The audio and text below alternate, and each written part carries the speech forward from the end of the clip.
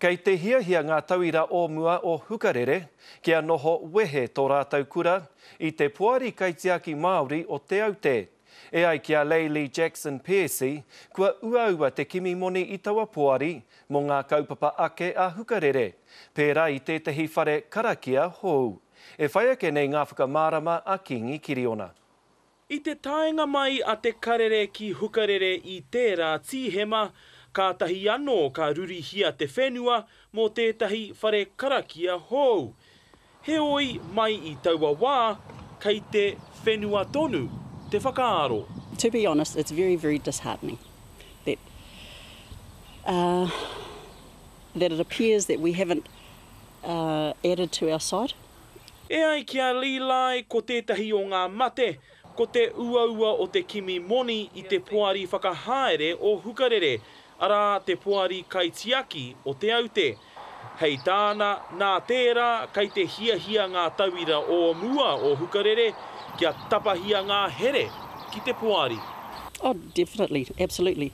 I would be remiss if I didn't say that the old girls' ultimate plan for Hukarere would be to set up our own trust board so that we can manage our finances and help our school to develop and to grow. Pari au te mōhio, nā te mea kei te kimi tonu ngā mana whakahaere tētahi pūtea hei whakatūtaua whare karakia ki reira. Kei te takiwā o te tekau miriona tāra te nama, kei runga i te Puari o te Aute. Aha koa e mārama ana a Lilai mā ki ngā uauatanga, he uaua kē atu te kite i e nei taonga o te whare karakia o mua, e tū tahanga ana. Well, I'm very sad. And all of the old girls, because these taonga cry out to be seen.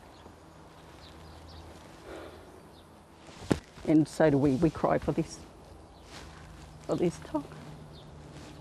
I te tau kua hori e toru te kau mano tāra i kohia mo te whare karakia o Hukarere, i tēnei wā ko tahirau mano tāra kei roto i te pēke. Engari e whārau mano tāra kei te toe.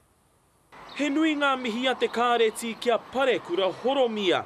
I tōna tikanga ka puare te whare karakia i te hepetema o tēnei tau. Engari ko te tūmanako, hei te hepetema o tērā tau kē, tutuki ai te kaupapa. Kingi Kiriona, te Karere.